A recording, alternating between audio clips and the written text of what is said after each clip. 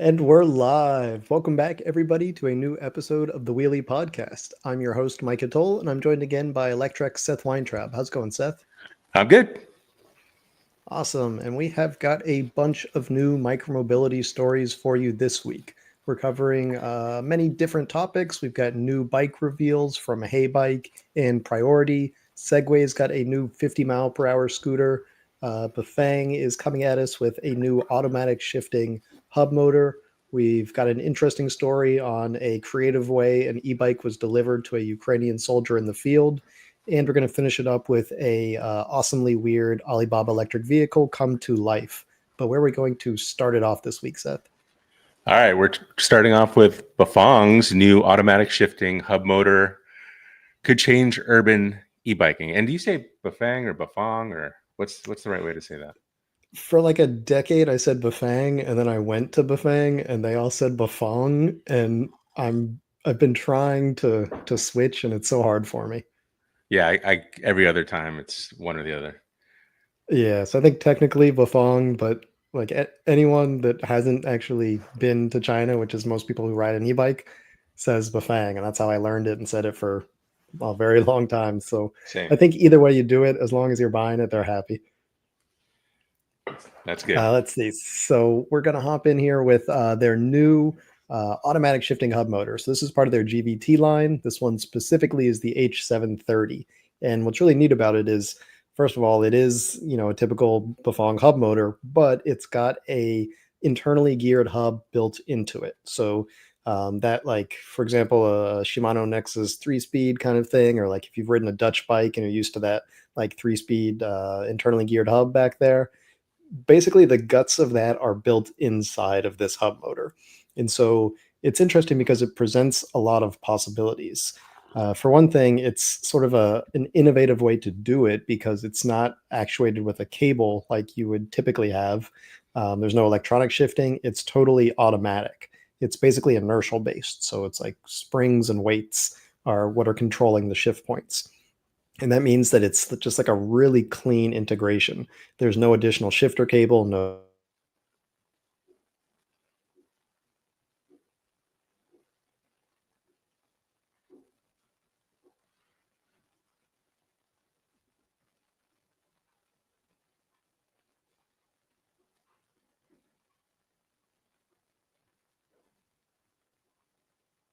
from a curb at the wrong angle. So a lot of advantages there. But what's really cool is that Bafang is bringing this with even more gears. So we've seen this before with the 2-speed. That's how they started it with their original GVT 2-speed. Now they've got a 3-speed. You have to imagine that over time they're just going to like increase this thing, 5-speed, 7-speed, maybe one day. So it's cool to see they didn't just stop saying like, yeah, we can make a 2-speed hub. They're continuing to develop this platform into more into higher gears, because anyone who's like spent time riding any type of incline will know that 2 or 3 gears is probably not enough for like real hill usage. Yeah, if you're in a city and you just want like your low speed and your high speed, or 3 gears on flat terrain, that's probably fine. But if you're actually doing anything with hills, you're probably going to want more than 3 speeds. So it's nice to see them bringing it up there, but I have to imagine they're still working on even more indexed versions of this type of hub. The one thing that I wish it did, which it does not, is it does not integrate the motor's power through those different speeds. So it's not like you can downshift and then suddenly your motor's twice as torquey kind of thing. So the hub motor and the internally geared hub are basically two separate systems that don't have any connection one to the other. So it's just like a typical Dutch bike internally geared hub that happens to have its guts implanted inside of that motor. So really cool to see that they're still doing this, as much as I would like to have a multi-speed motor in addition to just the pedaling speeds be in the hub. It's just really cool to see this kind of innovation and to see that Bafang is continuing to build it out.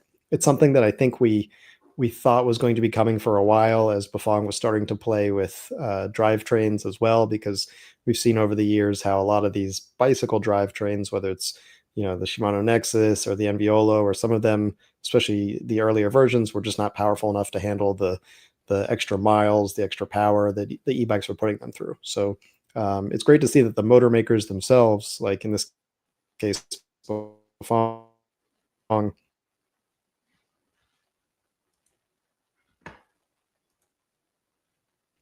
are developing their own transmissions so that they can handle this kind of load that you get with an e-bike. Not just the more power, but the fact that taking it so many more places. So that's really exciting.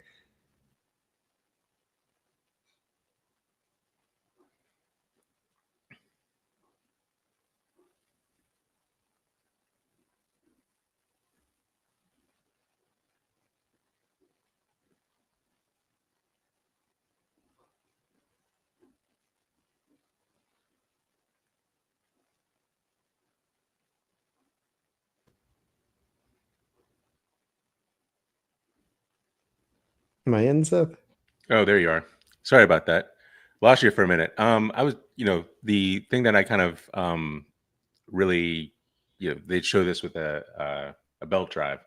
This is where the 3-speed really kind of shines, because if you want to have an inexpensive belt drive, Am you I kind of have to have some gears. back? And in and out.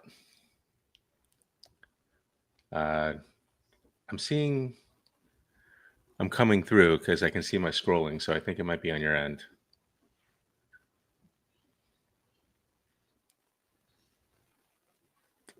Sorry about that, folks. We have a little bit of a technical glitch going on. Maybe get closer to the Wi-Fi spot.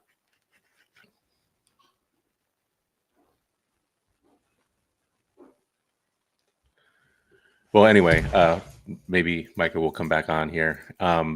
Thing that really stands out with this is that it makes belt drives really inexpensive. Obviously, if you want to build a bike like the Luna Eclipse, for instance, that's a bike that costs around $1,000. It's a belt drive, but the belt drive isn't going to be too expensive with a all-in-one solution like this, and you're going to be able to go more than 20 miles per hour with pedaling, whereas like currently with belt drives and motors, you're kind of only really going to be able to go 15 miles per hour pedaling, and after that you're just spinning your legs so fast. Mike, are you back? I believe I am. Okay, good. I feel back. Was just talking about how this would enable better, inexpensive bikes, belt drive bikes specifically, and I think that's kind of the target audience for this is a belt drive, inexpensive bike that you don't need to have an expensive NVOLO controller or a shifter. You can just kind of have this, and bikes like the Luna Eclipse, which is a favorite of mine. But the problem is once you get up to 20 miles per hour, your legs are starting to spin so fast that it's untenable. So with this kind of gearing system, you're gonna see a lot better bikes on the low end. Yeah, absolutely. Plus, you no longer need to have a mid drive to be able to do it like this. Before, let's say that like you wanted the gears in the back, you needed a mid drive, right? Because that was taking the place Right. of your hub motor in the back. Or you can go And with a front hub motor, but no one really wants that. no one wants that. And the those belt drive shifters are quite expensive. The NVOLO and the others. I mean, there are a few cheap ones out there, but for the most part, they were like the price of the bike. They would double the price of the bike sometimes. So Yeah, a good internally geared hub is not cheap. right. All right, let's move on. 2 people, 1 bike. Uh-oh, that's got some. JackRabbit unveils micro hauler line of 2-seater rides. Moving on. Yeah, so this is a really cool launch. I'm a huge JackRabbit fan. They make these awesome, what they call micro e-bikes. Most people will be quick to say it's technically not an e-bike because it does not have pedals. It has little fold-out foot pegs, so it's more of a seated scooter class. But everything else about it, the saddle, the handlebars, the wheels, the brakes, everything else is bicycle component, so it feels like a bike. Now they have come out with a bigger version, what they call micro haulers. They're still pretty small, but they're the biggest jackrabbits we've seen yet. They've got a mullet design, so gone is the 20-inch front wheel. Now it's replaced by a 24-inch wheel. Still got the 20 in the back. There are two different seat setups. The one we're looking at here is I think it's pronounced Doblo, if I'm not mistaken. And that is the sort of moped style seat version. It's got that big banana seat, as well as a set of rear foot pegs, and it's designed to carry two people, which is really cool because this thing weighs barely 50 pounds. And generally speaking, when you're talking about a two-person e-bike, those are, 80, 90, 100-pound moped style bikes, Super 73, even like a Rad Runner with the passenger package is pushing, I want to say, close to 80 pounds, something like that. These are heavy duty bikes. So to get a very minimalist style two-seater at just over 50 pounds is pretty awesome. On top of that, it's got all of the like compact innovations that have gone into jackrabbits. So the handlebars there, they've got this cool mechanism that allows you to turn the handlebars 90 degrees so that they're parallel to the long axis of the bike. And that means that the bike is super narrow for storage. When you fold up those foot pegs, the whole thing is 7 inches wide, which is kind of wild. Like anyone who's ever, tried to store an e-bike or any bicycle in an apartment, it's the handlebars that are the annoying thing. Like you put it behind the couch and they stick out over the couch, or you can't get it close to the wall because the handlebars are there. So this whole idea that the handlebars turn 90 degrees is a really cool solution. I'm surprised more bikes don't have it, frankly. I don't know if it's like a patented thing, at least the one that JackRabbit has here, but it's on all their bikes and it's a really, really nice setup. Then they've got those range buster batteries on there that you can see in the picture. There's two of them on these because these are they're bigger, more cargo oriented, people carrying or two passenger carrying oriented. So they've got two batteries. Each of those is an approximately 24, I believe, mile range battery. So you got 48 miles of range on this thing. Not to mention that you can carry cargo and passengers, but it still fits into a tiny package. So super excited to see this. I mentioned there were two bikes. The second one, very similar setup, has a bicycle saddle instead of the like banana seat. So it's a one-person version, does not have those rear foot pegs, but it's rated for more weight. So the single-seater version actually can carry more cargo, that sort of thing. So you can put, bigger racks, carry more strap to it. And just to me, really cool innovation from the company that does things differently. We see so many cookie cutter e-bikes these days that are basically plucked out of a catalog and, just a different sticker on the side of the bike.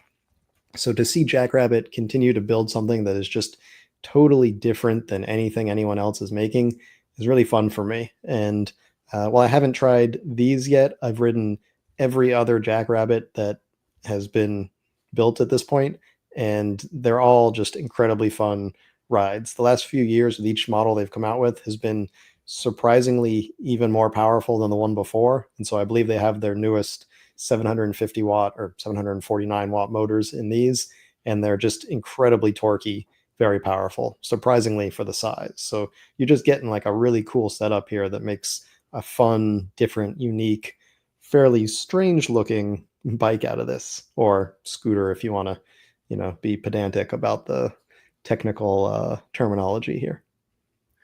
Yeah, I mean that's kind of the JackRabbit special sauce. Is like we don't care what this thing looks like. We're just gonna make it utilitarian. Yeah, or And what people think, I think. or yeah, or what people think. I mean, yeah, it looks weird as you would expect, but it's very like yeah, you get two people on there. You got a very torquey motor. Sounds like. Uh, why not, right? I mean, I'm a pedal guy personally, but for those people who aren't, that makes a lot of sense. Yeah, yeah, definitely. And actually, so I didn't mention the price yet. I see Extra Hero hopped in there wondering about the price. I believe these are $24.99 if I'm not mistaken. So Okay, that's a lot. yes, expensive for what you're getting, but I actually thought they were going to be more. They put out a teaser a few days before this was unveiled, and because their top of the line bike was already like 2,300, I was like, oh man, they're probably going to charge like 3,000 for this. So I was pleasantly surprised. It was only, I believe, $2,500 is the MSRP. But yeah, you're definitely paying a lot for this. I would say one of the main downsides of JackRabbits is just that like dollar per watt, you're not getting as much as basically any other bike out there. So like, if you're looking for power, if you're looking for speed, this is not the go-to bike. I mean, it has both, 750 watts, 20 miles an hour, or these go 24 if you put them in off-road mode, which everyone will. But it's not the one you go to if you just want the best bang for your buck. It's the one you go to if you also need to like fit it under a dorm bed or behind a couch, or a lot of people that have RVs like these, or I've heard of people with private planes, like they put it in their Cessna. So that's like the kind of person that would be looking for a JackRabbit, is someone who like needs that portability, I would say. Nice. Yeah, not on my Christmas list, but maybe somebody out there needs that certain thing. All right, let's move on. Priority launches Skyline e-bike with high-end Pinion gearbox, Gates belt drive, and surprising price.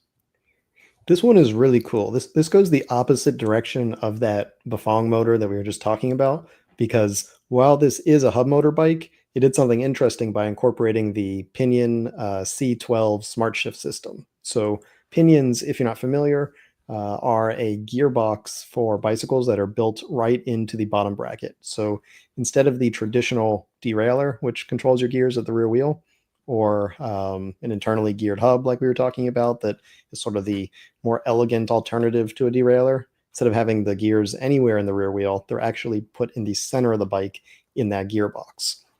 And so what that does is it opens up so many more possibilities. Like for this one, you're able to have the hub motor with a belt drive in the rear of the bike and still have gears, which generally any belt-driven hub motor bike is going to be a single speed. Like I don't think I've seen any other besides the Electrek One e-bike out there that has a belt drive and a rear hub motor and still offers gears. So a huge deal for just opening up different possibilities. But then this is not just a Pinion, because there are Pinions that are, just as I described, they've got, the 6 and 12 speeds. This is the smart shift version that has the automatic shifting. So what that means is that there's electronic shifting and you don't even have to manually do anything. There are manual shifter buttons, so you can override it and tell it what gear you want to be in, but you can also program it so it just goes into whatever gear is the correct gear for you, and you can set your preferences. Like you can say, I'm kind of like a 50 RPM cadence guy, or I'm like a 65 or 70, and it will just always keep it in the right gear for you at whatever is comfortable for you. I've actually been testing this bike. I was editing the review. I'm trying to get it up shortly. I'll go back to editing after the podcast. But I can tell you in my testing that it is just so cool to experience what is finally a good automatic shifting system on an Interesting. e-bike. I was Yeah, going to be because I know like skeptical. exactly. Yeah, Seth and I we've both tried automatic shifters on bikes that are like sometimes they're more frustrating than helpful. Yep. But this one, with the ability to program it to sort of meet your personal preference in terms of cadence, as well as it just being smart enough to know when to do it, is just super comfortable. Now it can shift under load, which is one of the big advantages of a Pinion gearbox. However, one downside I've noted so far is that it doesn't want to do the shifting under load automatically. You can push the buttons and make it do it, but if you're relying on the automatic, it wants to wait until you're between pedal strokes, and then it will quickly like bzz, bzz, bzz, shift through your gears for you. So what I find is that like when I come to a stop and I start pedaling up again, that as I pedal up, I do just a very brief, like half-second pause in the pedaling, and as soon as it notes that I've like let off the power, it'll start shifting up through the gears. And usually, I've traveled enough distance in a few seconds, or gotten up enough speed, I should say, that I'll hear it clicked like 2 or 3 gears forward, and then I'll pedal again. And then if suddenly I find I'm going faster than I want to, I'll just stop pedaling for like a half second, and I'll hear like zip, zip, and then I'm in the perfect gear again. And so it actually works quite well. I do wish it was kind of like a car's automatic transmission, where like you can just hold down the gas, as long as you want, and it'll just shift. Like it'll automatically let off the throttle for you while it shifts. This one doesn't do that. Maybe that'll happen one day, but I can imagine that it's sort of smartly programmed for longevity, that it decides to shift between pedal strokes, as allowing instead of allowing you to just like crunch through those gears under full load. In addition to just the pinion though, because like that's just one part of this bike. It's got a bunch of other nice features to it. The whole like thing about Priority bicycles is that they're ultra low maintenance. Like that's sort of the ethos of the brand, is like they don't want you to really have to do almost anything. They're designed for commuters. Like that's their bread and butter, are people who ride their bikes every day to get to work. And so the point is that it should be, basically as easy as any normal modern vehicle, that you're not like always wrenching on it, you're not adjusting derailleurs, you're not oiling chains, any of that. So it's got the Gates carbon belt drive, basically maintenance free. It's got hydraulic brakes, basically maintenance free. It's got really good Maxxis Metro Pass tires. It's got the 750 watt hub motor, so quite powerful. It comes with a throttle. If you're in California and throttles are not allowed on class 3 bikes, you can of course take it off, though it does come programmed out of the box as a class 2. So you'd have to go into the display and up the speed to 28 if you really want to take advantage of that high top speed. But in general, it's just a really nicely designed, nicely put together bike. Comes with everything that commuters would want, fenders, suspension, lights, alloy fenders, just a really elegantly designed and executed bike with high-end parts that honestly should probably cost more than it does. That Pinion drivetrain there, or transmission, I should say, if you just bought that in a bike shop, would probably cost you at least $2,000. And the whole bike is $36.99 right now. I think at some point it'll go up to like its full price of $39.99. But I mean, that's a crazy good deal, considering that drivetrain on what are mostly European e-bikes generally comes in at like $6,000 or more. There are like a bunch of German bikes that use that drivetrain, and they're easily 6,000 plus. There are $10,000 e-bikes that use that drivetrain. So $3,700 is nuts. And part of how they do that is that Priority is not a bike shop brand in the traditional sense. Now they do have a shop. They kind of like started as a legit like Manhattan bike shop, but they're a direct to consumer company, in that they ship all over the US. You get your brown box in the mail just like you would get from, like Rad or Electrek or Aventon or whatever. And so without needing the middleman of the bike shops, they can charge lower overhead, or they have low overhead, they can charge lower prices and just pass that savings on to people like us. So I've been super happy with every Priority I've tried. I bought my first Priority in 2020, I think it was.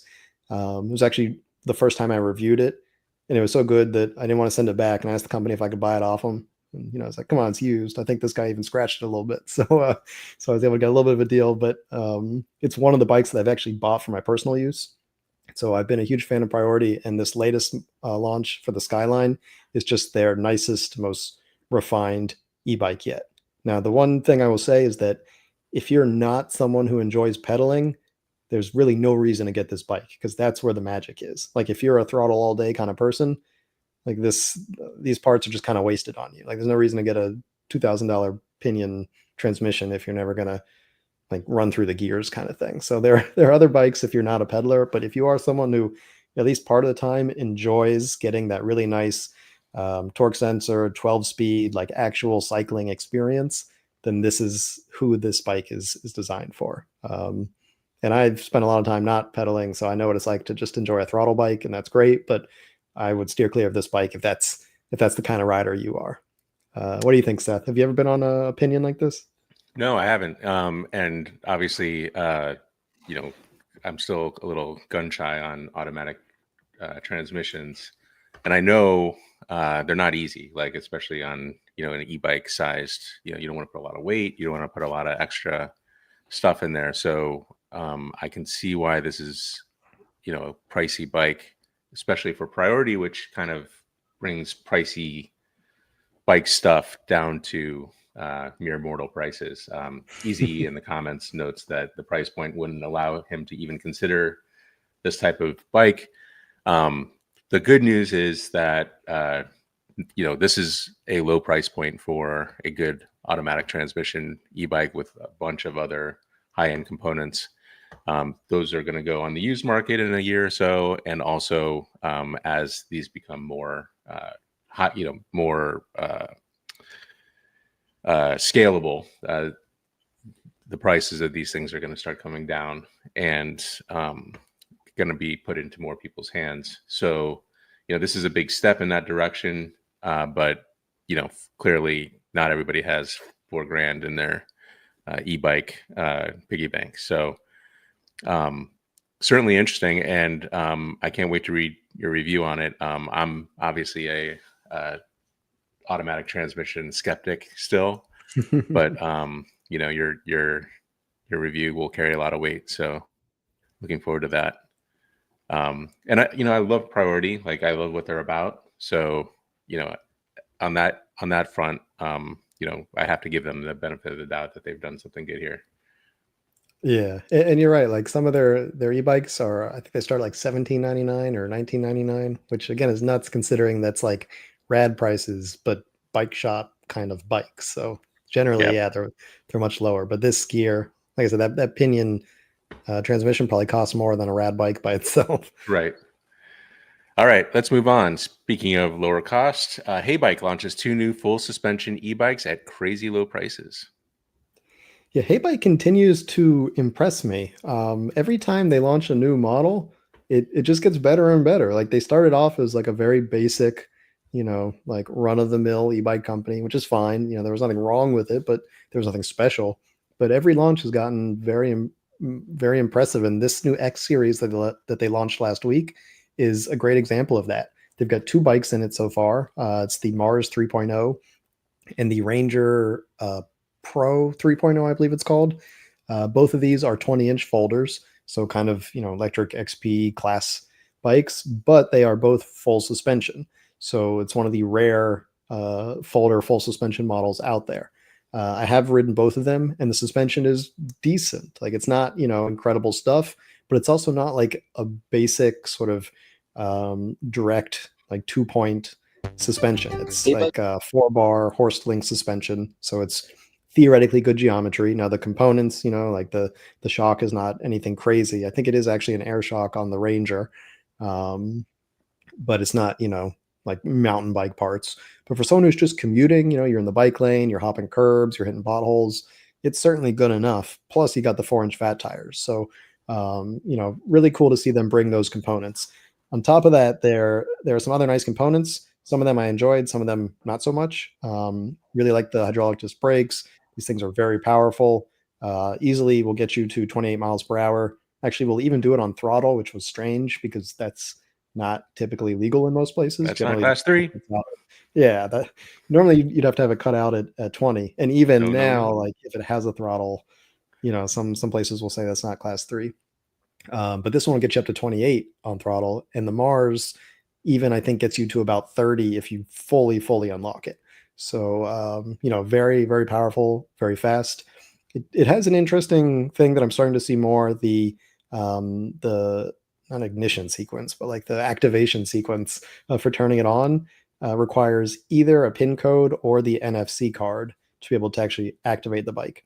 And so Heybike's really pitching that as like, a big anti-theft thing, and they're right in that sense. Like, if someone starts up your bike and they don't know your password or they don't have the physical NFC card, they're not going to be riding it anywhere, at least under motor power. For me, it's just kind of annoying, to be honest. Like, I tend to not lock outside very often, certainly not, like overnight kind of thing. And so, while I certainly don't want my bike stolen, generally, I'm trying to lock it indoors in a bike room. And so I'm not as worried about like physically, or I guess electronically, preventing someone from being able to activate it. So the fact that I have to like use the card every time and like find it, and oh, did I not like put it in this pocket of it went through the wash and those pants, like, to me it's a frustration that I don't really want. But I certainly understand there are cases where it'd be useful. One of the cases where I think would be best are for those like Uber Eats and DoorDash riders, because oftentimes, I mean, often, like, dozens of times a day, they're just like leaving their bike in front of a building while they go deliver, a meal to some apartment. So lots of times I see they'll just put like a U-lock through the tire or something, but actually having something on you that physically prevents the bike from being turned on would be a cool feature in that case. So whether you like it or not, I guess it depends on your risk tolerance and your type of riding. But for me, that sort of smart feature was a little much. The rest of the bike, again, like pretty pretty decent. These are not, incredible bikes, but for, I believe it's 11.99 is the launch price of the Mars 3.0, and either 12 or 13.99 for the Ranger S, which has slightly better suspension and, to me, a more comfortable frame because it goes lower and it's a nicer step through. For those prices, I mean, you can't complain about much on these bikes. They're good, not great, incredible pricing, and the company seems to be sticking around. They've been around for years. Like I said, each launch gets like more serious, so it doesn't seem like this is a fly by night company at all. We actually visited them in China, tested their Heybike Alpha earlier this year, the first one to have the Galaxy motor, which we're starting to see Galaxy motors on all their bikes now. So to me, I would say I was quite impressed with what they rolled out here, and I don't think there's too much to complain for the price, and that's really the way I try to compare e-bikes, because yeah, like if you compare this to the Priority, like this looks like a toy, but that's not how I compare bikes. I have to consider the price, and for $1,200, you're getting a full suspension, 28 mile per hour throttle e-bike with hydraulic brakes, turn signals, electronic locking if you like, pins and NFC cards. So there's a lot to like here, I would say. And I think you've had some decent experiences with Heybike too, right, Seth? Yeah, so in Vermont, where it's quite cold, I've had a Heybike Mars 1.0 for, I don't know, 3 years now, and I ride my Husky around in the snow with it all winter, and I'm now on my third winter, and I've done none of the things you're supposed to do with bikes. I have not done anything with the chain. I've not oiled anything. I've not kept the batteries inside, so the batteries have been out in the cold, and it's still running. I was kind of like, I'm just going to run this thing into the ground, and it's still trucking. So like, hats off to them. As Easy mentions in the comments, maybe Electrek is kind of sweating a little bit, not sweating a little bit, but Heybike's kind of bringing it. Like they're bringing that like value down to the $1,000 price point pretty well, and they're not fly by night. Obviously, they've been around for a while, and they're bringing some pretty compelling offerings to the table. So, hopefully, we'll continue to see like good competition there. Yeah, definitely. I mean, I don't think they're going to be sweating too hard, but yeah, I mean, Heybike is certainly not going to be competing directly with the XP4 for anyone who doesn't need rear suspension. But for someone who is like, I don't ride bikes without rear suspension, and there are a lot of people like that. I'm surprised how many times I hear that these days. But I get it. A lot of people, bad backs, whatever. So for someone who, they only look at full suspension bikes, this is a crazy good price for that. And it's only a few $100s more than an XP4. So in that sense, until Electrek comes out with like a $1,200 XP5 with rear suspension, then this is like probably one of the best go-to full suspension folders. Yeah, and for some people that the key and the NFC will be meaningful. I know. So my son has we have a Talaria Triple X, which has an NFC key, and sometimes it's kind of nice to know that I have control over whether or not that thing starts or not. So that'll be good for some people, and worth some extra money for a few people. Although I will say that it kind of freaks me out knowing that if I lose that NFC key, I've got to like get into the guts of that thing to disable the NFC. So it's also nice that they have the PIN code as well. So when you lose that NFC key, you're still in good shape. Yeah, that's a good point. I hadn't thought about the parent perspective, because most e-bikes, yeah, like all you need is a finger to turn them on. Like not a fingerprint, just a functioning finger. And so, Right. Yeah, the ability to actually lock it out and, have some control over that is interesting. Yep. Important around this house. You got some two-wheel friendly kids there. Yeah. All right. We're going to move on here. Segway just launched a 50-mile-per-hour electric scooter, and it's an absolute beast. Yeah, Segway is, I mean, they've come a long way since their, what was it, the transporter, whatever that two-wheeled balancing thing is. And so it's cool to see them go up and up in speed and power. And the latest GT3 Pro scooter here is pretty wild. Now, it's expensive. I'll get the price out of the way right away. It's $2,700. Ooh. So, this is not a, this is not a Go Tracks. This is not a just little commuter scooter. This is basically a little motorcycle in a scooter body. It's got, I think, 7,000 watts of peak power between a couple of motors there. Just Seven in, thousand. yeah, 7 kilowatts. 7 kilowatts of power. Yeah, Jeez. it's incredible. I mean, it's dual motors, so each of those they're 3.5 kilowatt peak. They're probably listed as like 1500, 1800, 2000 watt motors, but yeah, the actual like flowing through those motors power is 7,000 watts when you lay on the throttle or when you're climbing a hill. How much of that gets to the ground, who knows? But it's a lot of power either way. You can lose a few thousand watts and still be doing well. Let's Yeah. put it that way. Obviously, this is going to be a full suspension scooter, doing 50 miles per hour on a rigid frame. And it looks like it's some pretty decent swing arm suspension there. A bit chunky looking, but that's just a design choice, I guess. I'm sure the mechanics of the suspension are certainly fine. A lot of body panels on these scooters. To me, it's a little bit much, but I'm just not like a super fast scooter guy. I'll ride scooters up to about 40 or so. By the low 40s, I'm starting to question life decisions. So this is a Yeah. little faster than I want to go on. What is this? I think it's 11-inch, 10 or 11-inch wheels. 11, there we go. 11-inch wheels. So a little faster than I want to go. But the big benefit here is not just the speed and the power. This thing is supposed to be like a very smart scooter. So it's got the TFT display, Apple Find My integration, Bluetooth. You can hook up navigation with your phone, so you're getting like navigation prompts on the screen.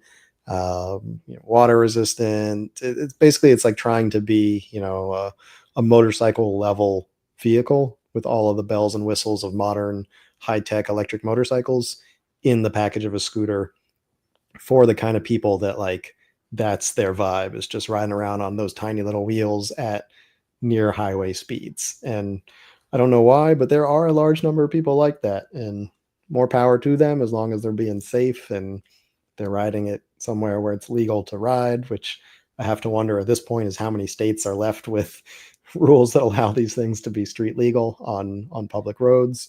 But for those that do, or those that just want to take the risk and ride, even if it's not legal in their area, Segway is prepared to provide a vehicle that can do that with the GT3 Pro that just came out.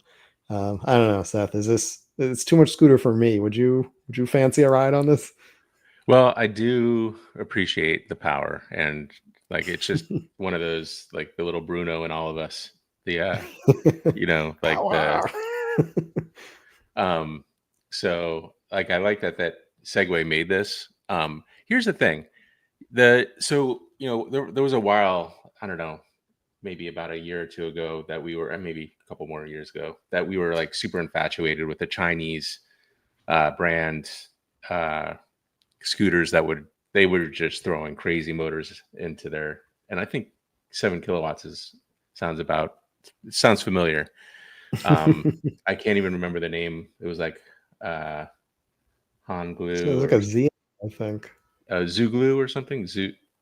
Anyway, Something like yeah. I still have one of those things, and I still use it. But it came with a seat, like a seat post, and I think I figured out why I feel safer on those seats going fast, and it's because I have more touch points on the scooter instead of like my feet and my hands being the only touch points. I've got my keister kind of also connected to the thing, and it feels kind of like a scooter, like a Vespa scooter in that respect. And I feel like this would be a good platform for putting that seat on.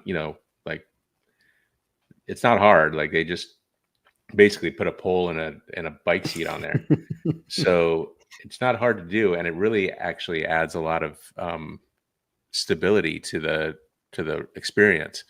So when I think about these 50-mile-per-hour scooters, I think maybe that's because then you're getting kind of like a Vespa experience, or a little bit more like a Vespa kind of scooter experience, and it feels a lot safer when you're kind of planted on ride a little bit better, and you're not going to get the speed wobbles as easily, and you're not going to get thrown off, by a bump necessarily as easy because you got your kind of legs wrapped around a seat a little bit. So Yeah. I kind of feel like that's maybe the answer or to the question of, should How do we 50 mile improve per this hour form scooters factor? exist? Yeah, exactly. So, Yeah. yeah, I don't know. I don't hate, and it looks pretty cool. Like I have to say, like the design on this is really nice, and they got the red like or the brakes, No, the and brake calipers. yeah, the calipers are just like a car. So and the springs as well. So kind of like it. Yeah. Sorry. If Porsche made a scooter, it would look like this, I feel like. Yeah, sorry, not sorry about that. And Segway's gonna be putting these probably in Best Buys and Walmarts and in front of people, so that's always good to see. So not gonna hate it. All right, Yeah. let's move on. Drone drops electric bike to help Ukrainian soldier escape the Russians. Interesting. I feel like every couple of months we have a wild Ukrainian war micromobility update. It's Like, quite impressive how well the Ukrainians have integrated micromobility vehicles into the war effort. Just a lot of creative uses. It's unfortunate that it needs to happen, but it's impressive how they've been so innovative with the way they use these vehicles. In this case, we learned about a Ukrainian soldier who was it was sort of like the classic behind enemy line situation. He was a single soldier alone, cut off from supply lines. Russians were surrounding him, closing in on him, and his unit, to be able to save him, used a heavy lift quadcopter to carry I think it was over 100-pound e-bike into basically airdrop to him. It took a couple of tries. The first drone was shot down, and I think the second one crashed. But they eventually got, it's carrying a lot of weight. They yeah. eventually got that drone with a hanging heavy e-bike several miles to this soldier, landed it next to him. He got it, he untied it, and he rode that thing to safety back into his lines. And it's kind of crazy how well that worked. Like, it took a couple tries, but like, what is a soldier's life worth, right? Like you spend as many e-bikes as you need to get them back. And I mean, this is something that like I couldn't even like if you asked me like how would you solve this situation, like I wouldn't even think, oh, you just tie an e-bike to a drone, right? Like we've heard of e-bikes being airdropped before. I mean, bicycles were airdropped, World War II. Like it's not, that part's not crazy, but using a drone to physically carry an e-bike into a war zone like this and successfully save a soldier with it is kind of incredible. So I mean, my hat's off to the to like the whole Ukrainian army, but also the guys that just thought of this as a creative solution and were able to pull it off. Kind of crazy, and certainly a lot cheaper than trying to send in a full aircraft, a helicopter or something to try and rescue him. Probably a lot sneakier too. Yeah, so my initial thought is, why didn't that guy just jump on that drone? I mean, I'm sure he's more than 100 pounds, but like, like that drone should have kind of, I mean, if they had two or three of those things, they could have like worked in tandem to airlift the guy out. But that's probably not terribly safe with Russians shooting down drones. They're probably shooting down drones carrying soldiers as well. But that's just my, like, where my brain goes immediately. I hope you posted or cross posted this on Drone DJ. It seems like a pretty interesting story. Yeah, you kind of wonder, Yeah, I like, mean, wild, right? yeah, the weight of the bike being over 100 pounds, that must have been a pretty fast e-bike. I can't tell like the make. It's not one of those being Does look like a Ukrainian. Delfast or Yeah, I was yeah. gonna say it's Delfast. It can go 200 miles on a charge. So yeah, pretty interesting. I mean, it's an interesting story. So we'll keep following the drone news. I always feel like once the war in the Ukraine is over, which hopefully ends soon, they're just going to be like ahead of everybody in drone technology and e-bike technology and stuff from, having to build this crazy stuff to fight the Russians. Yeah. All right. Last story, and this one looks like a fun one. I bought a 30-mile-per-hour electric jet boat from China. Here's what showed up. This is, I teased it with the awesomely weird Alibaba electric vehicle of the week that came to life, and that's really what it is. This is one of the vehicles that I featured, it was about 2 years ago, actually, as the weekly feature in my Alibaba dumpster diving column, I like to call it. Generally, I just find and write about some cool, funny-looking electric vehicle on China's largest shopping site, but once in a blue moon, which is about once a year, I risk it all and actually try and buy one of the crazy things. You're getting high And off in your this own case, supply. yeah, exactly, yeah, and it usually works out pretty well. I've gotten scammed before. I always include a disclaimer: please do not do this. So this consider this for entertainment purposes only. But in this case, I bought this electric mini jet boat from China. Looks like you bought a Um, couple.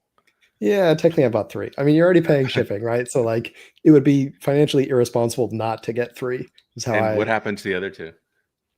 so I've got two of them in my parents' lake on their property in Florida. The third one, it's a different model. That was the other reason that I got it, and I haven't actually tested that one out yet. It's still in the crate. All I right. started with the two newer models, and that's an older one. Okay. But they're surprisingly effective. I mean, these are 30-mile-an-hour, basically sit inside jet skis is the way I would describe them. Right. Like imagine a boat that is almost big enough for one person and it has a jet ski motor instead of like a Almost. propeller. Right. Yeah, that's what we're looking at here. So it's got, I think it's like a 5 or 5.5 kilowatt hour lithium iron phosphate battery. Super powerful. I forget the exact motor power. It's somewhere in like the 7 or 10 kilowatts. Like it's very powerful. You're moving a lot of water very quickly through that water turbine there. So that water jet turbine. So it's got to be pretty powerful. But these things just get up to speed very quickly. It actually gets on plane pretty well. I did not install the like floaty toilet seat shaped bumper thing that comes with it, which is supposed to make it more stable. That's what those little stainless steel clips on the outside are for. I just thought it ruined the look of the boat. So when you're operating at low speeds, it's horribly unstable. Like if you let off the throttle and turn while you're going slow, it just feels like it wants to rock you out. But as soon as you give it enough throttle that you get on plane, it really rides like a jet ski, like it just skips across the water, super powerful, surprisingly loud, I will say. The motor's not that loud, but I guess just shoving that much water through a jet nozzle that quickly creates a lot of noise. So when I was testing it, there was a guy watching from the pier that was like, "Is that a two-stroke? What is that thing?" So they're pretty loud, but they're just so much fun. Oh my gosh! Like my dad and I were just like doing circles around his lake. I mean, technically it's more of a pond, but like they're pretty fun even in a small body of water. But the area there on my parents' property, like the pond was too small to get them up to full speed, so I had to take them to a private lake at a nearby like development that has these big lakes that are non-combustion engine boat traffic only, Oh, really? which yeah, so it's really nice that you don't have a bunch of boats leaking oil and gas and just spewing fumes into I the love that. And that's a water great, there. great like incentive to go electric. Yeah. The downside is that I don't know if it's a downside or not, but the result though is that basically there are no boats there because there just aren't that many electric boats Right. available yet. Well, I mean, I would So imagine like canoers and paddle boats and exactly, yeah. So you see like there's a bunch of kayaks there. I think people even like keep their kayaks on a rack there. yeah. The day I went where I took these drone shots, there was just no one in the lake. Like I got there and there's just like glassy surface, not like one boat in the lake. And so I put mine in and just like very quickly not a glassy surface anymore from the wake this thing throws. Yeah. But it was a perfect example of, like there are a lot of people that live near or even on zero emission lakes. Like it's becoming a lot more common because places just don't want that kind of pollution in their waterways. So something like this, it gives you the ability to still have powered water sports fun without needing a combustion engine. You just change your motor for an electric motor. And then the other major advantage here compared to a jet ski, because that's basically sort of what you're competing with is, personal watercraft, is that because it's so small, you can transport it in or on like a regular car. You can put it on a kayak rack on like the roof of a car, or I put it in the back of my parents' minivan, or if you have an SUV, it might fit in a crossover. I don't know. It's probably about 6 feet or so. So might fit at an angle on a crossover, but transporting it, you just don't need a trailer.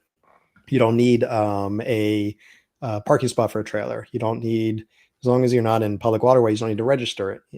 And jet skis, I was actually looking up while researching this. Apparently, they're usually rated for like 300 hours. Like they're not long-term devices. So, something like this, 300 hours is nothing. That battery is going to have like 2,000 charge cycles for lithium ion phosphate battery. So, transport it in your car. If you live on the lake, you don't even need you just need a kayak trailer, just like roll it down to the lake kind of thing. Here, I've got it in the back of my electric mini truck that also came from Alibaba. That's hilarious. That I keep at my parents' place, which is getting a ton of use. Like that thing is Everything is it's mini. lived yeah. it's lived Feel like a a giant a walking good around hard there. life. Like, Yeah, that truck comes up to my knees. right. So yeah, I mean, super fun. A lot of advantages over a jet ski. Not terribly expensive. They were about $4,000. I got an extra battery for each one, so it was about 5,500 like final price for these things, which was a lot to risk on something like this. The article did well. I'm hoping that I can make back a decent amount of what I spent on this. It was a bit of a investment, but my parents have water. They're in Florida. There's water nearby. It's just really fun being out on the lakes. And the first thing I did when my parents moved to Florida was I bought a kayak and I keep it at their place. So I love being out on the water and having fun. Fun, like water sports toys like this that you don't have to feel guilty about just pumping a whole bunch of emissions and dripping oil into a nice pretty lake is really cool. So I'm very happy. I don't regret anything about it, but I also do not recommend anyone try this because it could have gone a very different way for me. So I'm glad it did work out. Yeah, I see something like this, and I kind of wonder what it would be like if they made it a hydrofoil. Like Yeah. the energy required to make it go fast would be much lower. You could still use it like a little like get around thing, but I feel like that same motor. Well, you wouldn't even need the same motor, and definitely wouldn't need the same battery. Could be a little bit less expensive, but maybe a little bit harder to master. I don't know. What do you think? Could this be a good hydrofoil kind of device? Or So theoretically speaking, yes. Like the energy savings would be incredible and it would probably be super fun, but I just worry how scary that would be. Like it's already a bit of a scary vehicle to use right, because like you're that close to the water, but as soon as you realize that you're like up above the water, I mean the scariest part of using this thing is just knowing that like if you hit some sort of like small wake, I mean I hit small wakes, I just kind of ramped them, but if you hit anything decent sized and it swamped you or just like caught, part of your boat and you just spin that thing or cartwheel, like you're just flying out of it. right, It doesn't have the mass or the stability of like a real boat, quote unquote. right, So being like a couple feet up on hydrofoil stilts and suddenly hitting something would just like scare the crap out of me right.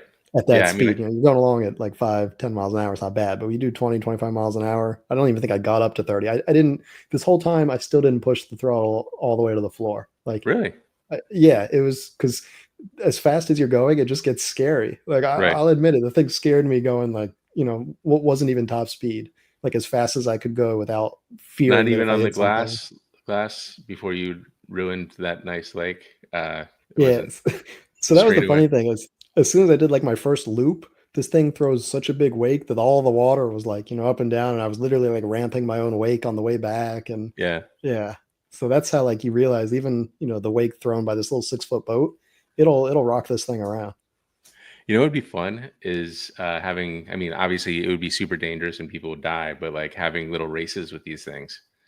Like having I know there's already boat races, and I know tons of people die doing those things. but maybe this would be slightly safer. I don't know, probably not. Yeah, Like well, zooming around the Everglades. so that's the thing is I was thinking like the safety issue here is the one thing that would stop me from like trying to open up a rental business because these things are so much fun. Like I had a whole bunch of people just like coming up along the boardwalk and just like watching me use it in the lake there. That like you could just sit there and charge like $100 an hour all day on these things. And you can Yeah, make your money back in a few weeks. And then all summer you're just or it's Florida, so basically like all year, you can just be making money on these, with the exception of someone's eventually going to kill themselves. right. And that's the lawyers are going to get involved and I yeah, mean, would they so kill themselves or they get thrown out of it? How does somebody die? Like what would be the thing that cut off oh their yeah, there are several dangers here. So the one okay. is just yeah, like losing control of it, like having the bow dive or something and like you cartwheel out of it. The bigger issue So is at 30 miles per it hour, would you die? well, it depends how you land. I mean, water, if you hit water at 30 miles an hour on your head, like it'll just snap your neck. Okay. Family show, but Yeah. yeah. I mean, they're like, Navy SEALs have died jumping out of helicopters that, were only doing like 20 miles an hour forward. Oh, interesting. Um, but the other thing that's even more dangerous, and that's where like people will get in trouble, is that it just handles very differently than any land vehicle. So if you're not used to boating, especially at speed, when you go to take a turn, like it doesn't turn like a bicycle, it doesn't turn like Right. a car, like it'll skip across the water. So if you think you've got enough room to like go past a pier or a dock or a pylon and you start turning, very quickly you can realize you're headed right into it. So you run into like the side of a dock at 20 or 25 miles an hour. Again, like, you're rolling the dice kind of thing. Yeah. Yeah, that's obviously some danger. Hadn't thought about Yeah. the neck snapping thing.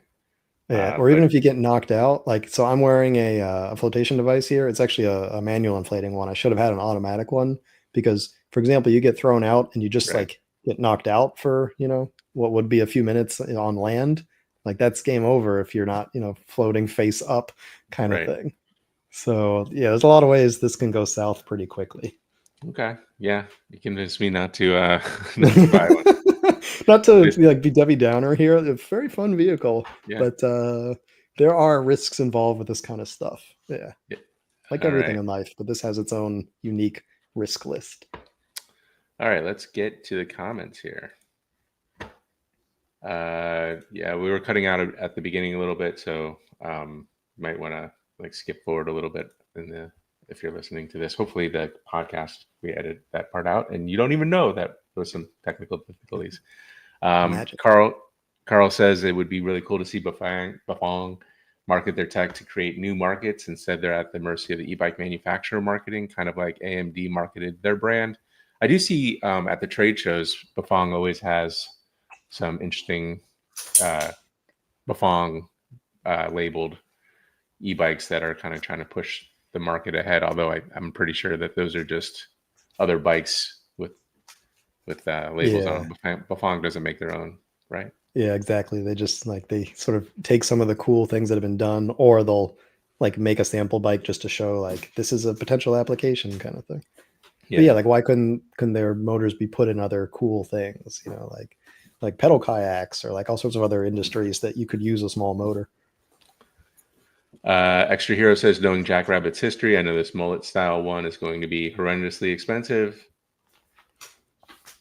Yeah, that's one way to look at it. It's a little pricey. Yeah. But yeah, we talked about the price point on the Priority. Bikes like this one are car replacement. Imagine you're at the point where you need to replace an aging car, but instead of to try to transition most of your transportation to a fast e-bike, man, that's something I always dream of. Like, maybe once my kids are off to college and I live in a, walking friendly neighborhood, it would be so nice and like financially sound to just not have a car or, Yeah. have a license. And when I need a car, just go rent one, that few times a year that I need to go to IKEA or, whatever. That's the Yeah, dream. exactly. Yeah, that's what I do. Like we do a Yeah. road trip, we rent a car. Right. Yeah. So that's the dream. Keep your old car and do most of your local movement on the fancy bike. Yeah. And get a fancy bike. So it's a lot of fun. I disagree here, Carl. So he says folders that weigh 70 pounds are a head scratcher. I don't. So yeah, like lifting a 70-pound bike into the back of a car is a pain in the butt, and probably only a certain segment of the population can do that. However, there's a lot of advantages to folders. Like, obviously that 1 or 2 times that you want to move a bike, it makes it a lot easier to move if you do get some help and lift it into the back of a vehicle. But also, like, it helps with shipping. Like, the price, shipping a bike to you is $100, $200, $300 sometimes. And if you can get that price down, you're already saving the price of making it a folder and then some. So Yeah. I think a lot of companies make folder bikes just to make the price of shipping more reasonable. I don't know. Has Electrek talked about that at all? Yeah, I mean, that's part of how they can get the price that low. I mean, they probably have a better shipping price than anyone anyway because of their volume, Right. but absolutely. I mean, and also with the trikes, like very few people are folding, the XP trike or the Velotric, any of the folding trikes. Yeah, I mean, it's a trike. It's But already got, wide. yeah, but they make them folders because they come in a smaller box. Or like the Rad trike, it's not even Yeah. a folder, but it's a bolt together in the middle, and they ship it in two pieces that you bolt together because the Right. box is probably, a half the price to ship that way. Which is, Right. you're right. Like, if it would have been like a $250 trike box, like now it's 125. So like that's just savings that gets passed on to us. Right. All right. Easy. Yes, I've been seeing a lot of. We talked about the Heybikes. Yeah, I think Heybike's coming up. Like, they feel like one of the companies that are coming up. They're big in Europe as well. So, have we seen any significant changes in Rad since Phil Molinex left earlier Yeah, this year? I haven't seen any change. I mean, they've had a few sales. I haven't heard about anything new. I'm frankly pretty worried about, is the Things next got news. weird when Phil left. Like, there wasn't a lot of communication, and it felt like they were kind of like, a social media company, bike company. So Yeah, when he left, there was only one C-level executive left. I think it was the CFO who stepped in as the temporary and CEO for a period, but like and when the there was a CFO lot is of the only guy left or woman left, then yeah, something's going down, and the investors are not happy. yeah. They also went through several CFOs in a short period, so that's never a good sign. Someone new comes in, they look at the books and they're like, "All right, I'm out." So What's I Mike don't up know. to Like I'm these a days? little Have you yeah. I haven't talked to him in a talked to him? while. No. Okay. Also, the most of the PR team has been let go. There've been several rounds of layoffs. So yeah, like I'm worried the next time we hear from Rad, it might not be good news. I don't know. All right. Easy says, I rode a scooter once and that was enough for me. No matter what, I don't feel safe on a scooter. All it takes is one small chuck hole. Yeah, it's true. I don't feel as safe on a scooter as I do on a bike for the reasons, smaller wheels, less connected to the machine. And, I don't know if the numbers bear it out, but I know they're, with the birds and the limes, scooter accidents can be pretty bad. That's kind of why they keep the speed down. I think if you're going 10 miles per hour on a scooter, you're probably safe. You're going to fall off and whatever, but you're not going to be in too bad a shape. But when you start going 20 and 50 miles per hour, that's a different story. Yeah. Skeptic, motorcycles were part of the airborne corps back in the day, so it makes sense that e-bikes would be used now. Yeah, I wonder how weight affects that, because gas is a little bit lower in weight usually than batteries, but especially Or the for, energy density. Yeah. yeah, Well, back then they're also dropped from airplanes, so like they had a lot right, more power to get them up in the sky than a yeah. quadcopter. Let's move on. Carl and San Diego, since you have 3, could you sell them to Hollywood sci-fi film crew when you're tired of them? By the boats? Yeah, wrap it in a shark body and film your own high-speed Jaws movie. That's interesting. It does look like you could do a kind of a cool paint job on that. It would be pretty sweet. Yeah, some like blue flames. Yeah, exactly. Skeptic thinks you're riding an eraser. That's Fair. interesting. Seth asking Micah how to get away with e-boat murder is crazy. Oh, this is going to be in the discovery phase of the pending suit one day. Yeah. Oh man. I'm going through a divorce right now, so let's not talk about that stuff right now. How about that? There you go. All right. All right. So I think that's the end of the comments. So I want to thank everyone for tuning in. We'll be back in another 2 weeks for another episode of the Wheelie Podcast. We will see you next time, everyone.